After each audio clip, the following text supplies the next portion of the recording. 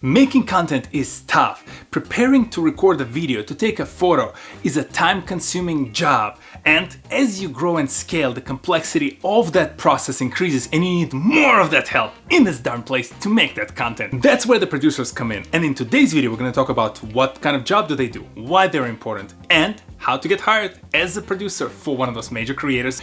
Let's do this.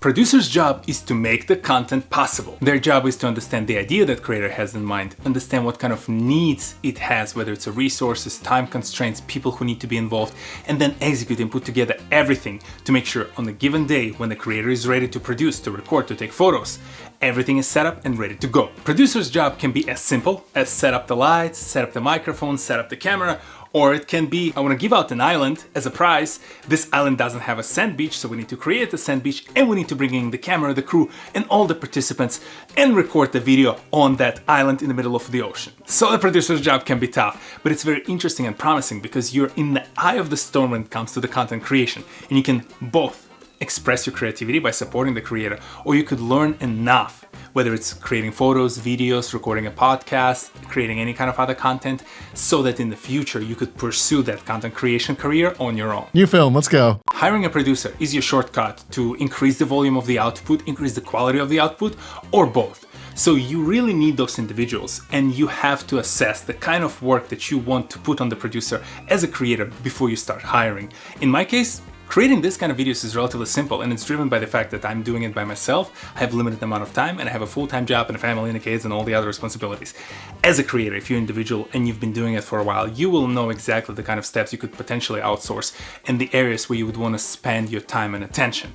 And this is how you should break it out. That's the starting point for any producer. Yes, as a producer, you might think that this is more of an admin work. You're out there just like cleaning the space or setting up the studio and that's about it. But as you evolve, as you better understand the creators, you better understand their style, the kind of things that they're interested in, as you better learn about the audience that they face, you might be able to transition into the creative director. I see creative directors as the producers on steroids. Those individuals not only understand what it takes to produce a high quality content, but they also understand what really matters, the kind of topics they should address, and they can actually guide their creator to pick the right topic for the next piece of content. So although at the very beginning as a producer, you might think that you're just doing grunt work, at the very end of it, you might actually be a key individual who helps the creator grow. New film, let's go. There isn't any single creator who I would recommend for you to follow to learn more about this job. Instead, I recommend to you to learn more about the YouTube BTS. No, not this BTS, the other BTS, the behind the scenes BTS.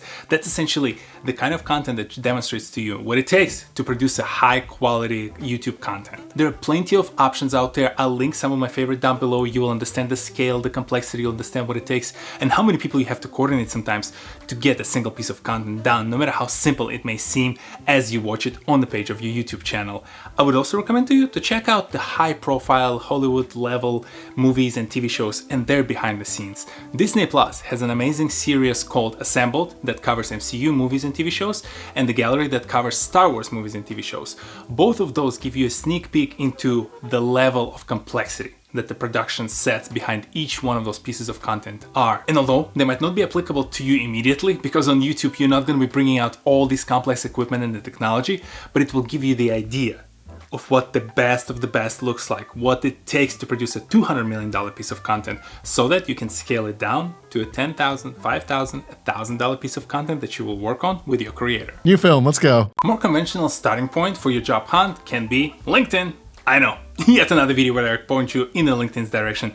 But in reality of things, a lot of the production jobs are actually posted on LinkedIn, and you'll have an opportunity to either work for the creator, or might be for a small medium company, or maybe even a corporation that is trying to build out their own creator group. If you decide to pursue a path of working with an actual creator, the hardest job will be to actually convince them that they need you. Many creators like myself, we're just used to producing the content on our own, and we just get by. So you really have to identify the opportunities through which you can pitch yourself as a producer. Maybe as you consume the content from your favorite creator, you hear about the problems that they face.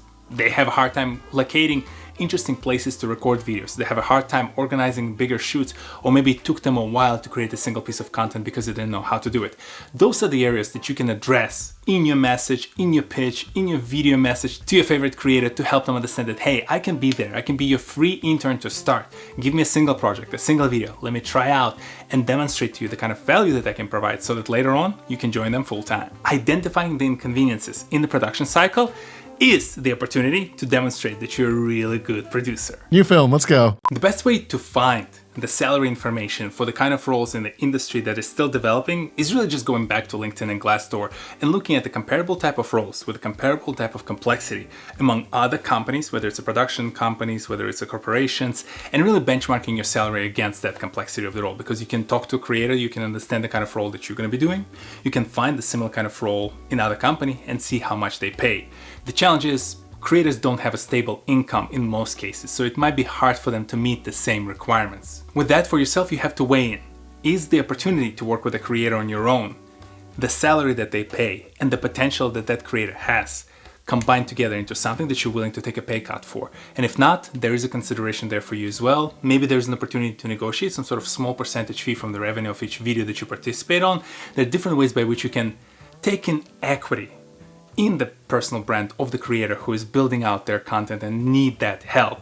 But ultimately, it's still an evolving industry, and it's all about the creativity that both you and the creator will demonstrate as you guys figure out how to work together. New film, let's go. Did you know about the producer roles in the creator economy? What was the most interesting part about the role that you learned today? And are there other roles in the creator economy that you'd like me to break down next? Share your thoughts and ideas in the comment section below. I promise this is the last role breakdown for a little while. This is the fourth one that I've made now, and I'm gonna pause. 4 weeks in a row is probably a little bit too much, but I really wanted to talk about it, and it was also a great opportunity to explore the kind of opportunities that are out there. In the meantime, next content will be more akin to what I've done before, so if you're curious to learn more about the inspirational creators, inspirational stories, and the brands, and different new motions, commotions, ideas that people have about the creator economy, there's going to be plenty of that content on my channel because I'm here every Saturday, and I will see you next Saturday. Peace!